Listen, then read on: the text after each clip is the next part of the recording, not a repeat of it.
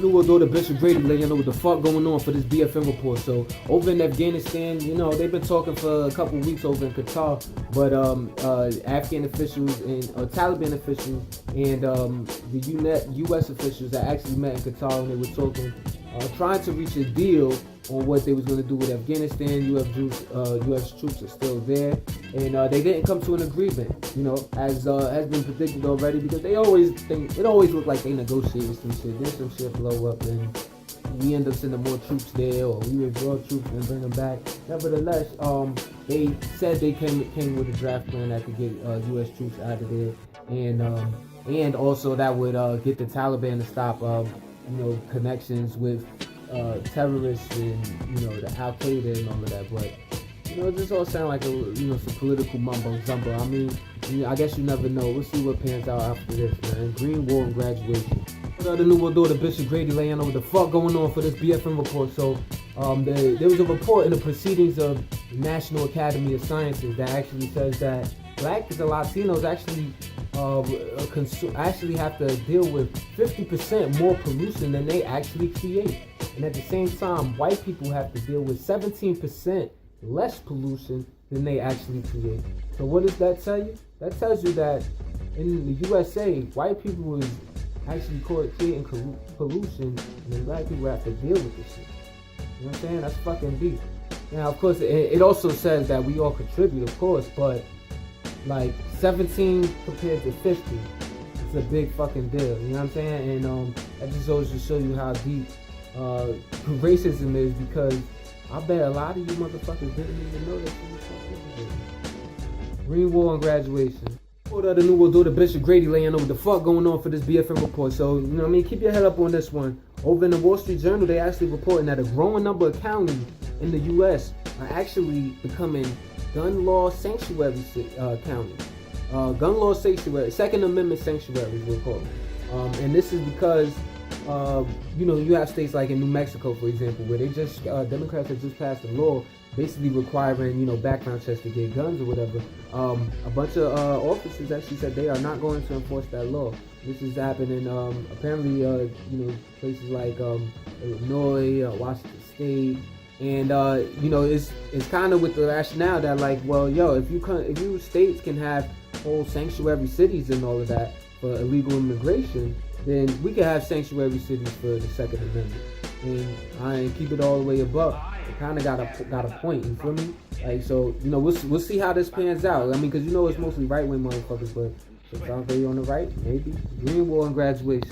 The New World Order, Bishop Grady, laying out what the fuck going on for this BFN report. So Timothy Sloan, the CEO of Wells fucking Fargo, was actually grilled yesterday on Capitol Hill by Democratic lawmakers who were basically asking him a bunch of questions. Wells Fargo's been up to some shit, really. Like, you're talking about like predatory lending, defrauding customers, little schemes and shit like that. On top of shit that they technically could do legally, but it's kind of immoral. I mean, their connection with the NRA and them investing in the private prison industry, big investments in the fossil fuel industry, where they're backing like this the Dakota Access Pipeline, for example, and the shit done had 5 leaks since it was started back in 2017 or whatever. And while Ocasio-Cortez, shout out to her freshman congresswoman from New York, was actually asking him about this, Timothy Sloan, that is, he was saying he didn't even know about it. So, Maxine Waters, actually, California congresswoman, called him a recidivist financial institution, is actually looking to push a bill to actually break up mega banks that continue to fraud customers. Green War and graduation. For the other New World Order, Bishop Grady, letting y'all know what the fuck going on for this BFN report. So, over in Cali, actually, in North Beach, there's this dude by the name of Rick Singer, who actually had to plead guilty to racketeering, obstruction of justice, we talking bribery, and being a middleman in this scheme where white, wealthy families were paying their way to get their kids into these colleges, like top colleges, Yale, UCLA, Georgetown, USC type shit. So, in doing this, he's charging them fees and then going to the coaches and bribing them. It ended up being like, 13 coaches involved. We talking about, he made actually $6.5 million off of this shit. You know what I mean? So he really was putting in work though for that, and by like cutting out photos, putting them over athletes, giving them to the coaches, submitting them as student athletes, getting them into these colleges, crazy shit. So, this just show what we kind of already knew was happening. Greenwald graduation. The New World Order, Bishop Grady letting you know what the fuck going on for this BFN report. So, the 737 MAX 8, the Boeing airplane that actually has been responsible for a crash that happened this past 3 days ago, actually, the Ethiopian airline crash in Northern Africa going towards Nairobi, Kenya. And one back in October for Indonesian Lion Air flight that had crashed, killing 189 people. This, serious situations, and for that to be charged to one craft is kind of crazy. One aircraft, that is. So a lot of countries basically grounded those flights. Like anything flying a Boeing 737 MAX 8 is not going into the air. And you have Germany, Lebanon, Hong Kong, China, New Zealand, but no United States. So the President Obama actually even told Donald Trump that it was safe to fly. So if you're in America, just know you could possibly be flying on that. You might want to check the flight. Greenwald graduation.